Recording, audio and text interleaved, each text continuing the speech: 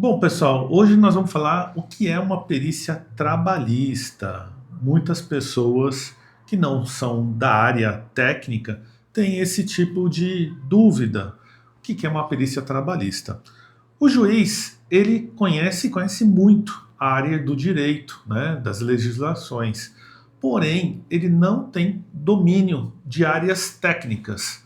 E quais são essas áreas técnicas da Justiça do Trabalho quando tem um processo? Quando tem uma questão que o funcionário está colocando no processo através do seu advogado, que acha que tem direito, questionando a empresa que ele trabalhou, e o juiz precisa nomear um especialista, um técnico.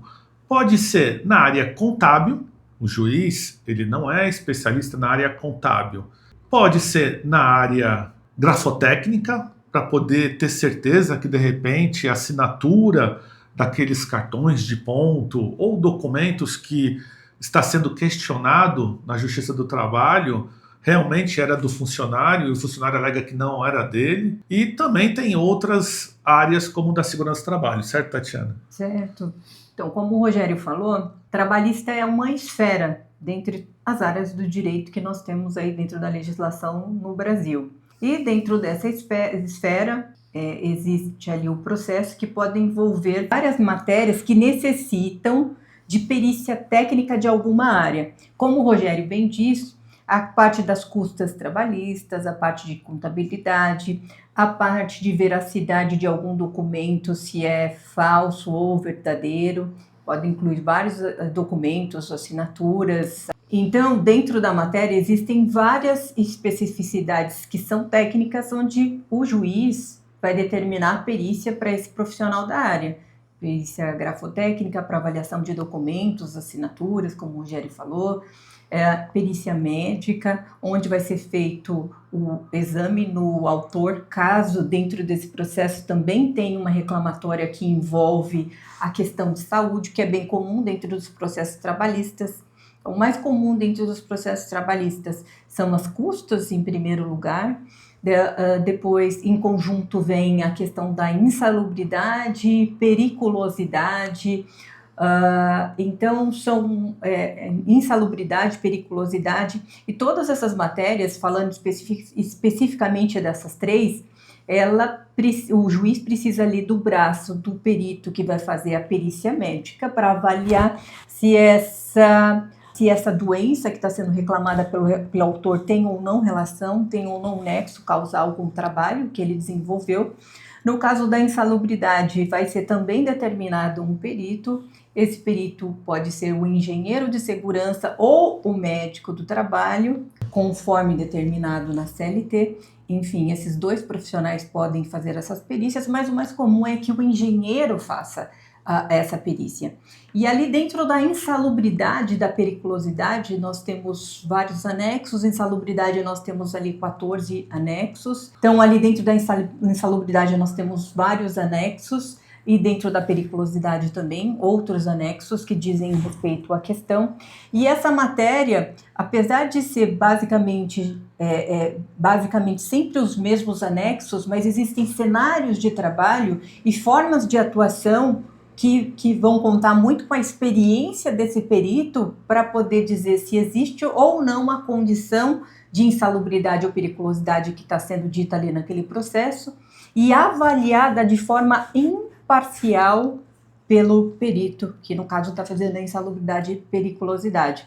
Então, esse braço é um braço muito importante ali do juiz dentro do processo. Então, assim, para você que não é da área técnica, só para você entender, a insalubridade no Brasil, quando você trabalha nessa condição, você tem um adicional que você ganha. E quando a empresa não paga e o funcionário acredita que tem direito, ele entra com processo, normalmente quando ele sai da empresa. Esses anexos que a Tatiana está falando são agentes, por exemplo, ruído, calor, umidade, frio, né?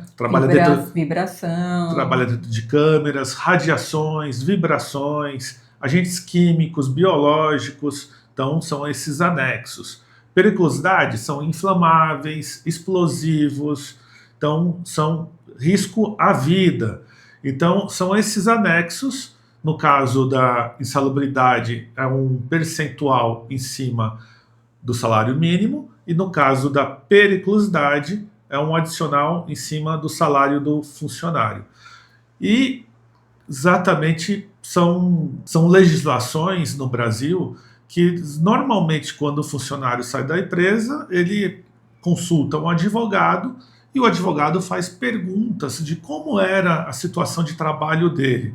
E percebendo que tinha alguma dessas condições, acaba entrando com um processo, e esse processo, durante, né, o processo, quando não tem um acordo entre as partes, ou seja, reclamante, autor do processo, e reclamada a empresa a qual ele trabalhou, o juiz determina, nomeia um perito judicial, onde esse profissional, esse técnico, esse profissional especializado, ele é neutro para avaliar essa condição. E geralmente, com relação à questão de acordo, quando envolve insalubridade, periculosidade, se houver um mínimo de dúvida frente a esses agentes, dificilmente tem acordo. Então, geralmente, mesmo para as perícias que são perícias, digamos assim, que óbvias para um profissional, para um engenheiro de segurança que vai lá avaliar insalubridade e periculosidade, é determinada a perícia, e aí, por conta disso, existe uma alta demanda de perícias aí no Brasil, porque grande parte delas são técnicas, não existe um consenso ali para um acordo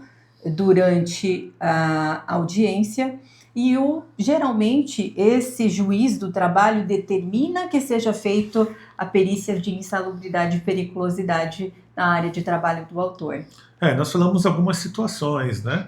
São várias situações dentro do ambiente de trabalho que podem gerar perícia. Por exemplo, uma perícia ergonômica, onde ele alega que por conta de movimentos repetitivos ou movimentação de cargas, e várias outras situações, né? Fadiga, estresse, o juiz pode determinar uma perícia ergonômica.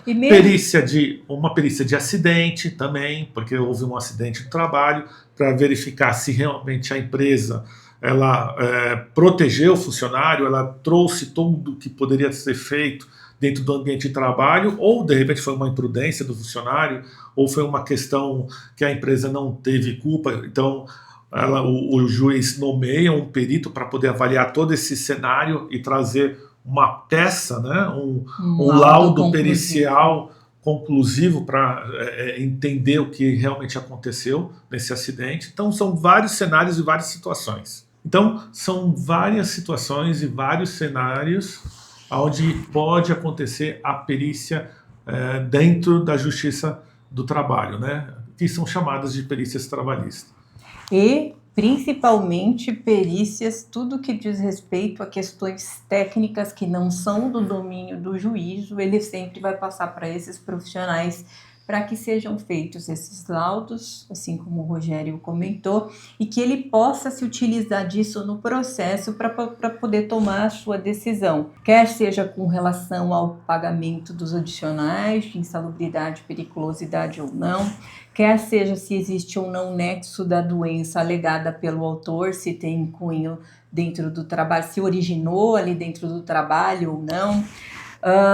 Com relação à perícia ergonômica que o Rogério falou, muitas vezes o médico que está fazendo a avaliação ali naquela pessoa, mesmo que sem que haja a determinação da perícia ergonômica no ambiente de trabalho do autor, alguns peritos médicos acham por bem complementar a sua perícia, aquela perícia que ele fez examinando o autor ali no seu consultório. Ele também quer conhecer o ambiente de trabalho do autor para ver se existe algum nexo ali do trabalho com relação àquela doença que o autor está alegando. É óbvio que isso é uma maneira muito resumida, existe uma série de documentos, de comprovações, né, e com relação à questão de doenças, enfim, que é de especialidade do médico do trabalho, mas só para vocês terem uma visão aí de um todo, do que significa a justiça do trabalho e qual que é esse range que ela alcança dentro da nossa legislação aí dentro do Brasil. São alguns tipos de perícias, podem haver sim outras perícias dentro da justiça do trabalho, como a verificação de equipamentos de marcação, de registro de ponto, por exemplo, e outras conforme a necessidade do processo, né? Então, isso o juiz, durante o processo e a alegação das partes, ele vai verificar e aí ele vai nomear conforme a necessidade e vai nomear justamente um especialista, um profissional técnico ou médico, conforme a necessidade do assunto em questão. Então é isso, pessoal. Eu espero que vocês tenham gostado desse vídeo. Gostou? Compartilha, dá o like aqui. Essa é a forma de você contribuir com o canal. E dessa forma a gente está criando novos e mais conteúdos aqui para vocês. Nós ficamos por aqui e até o próximo vídeo. Tchau! Até breve.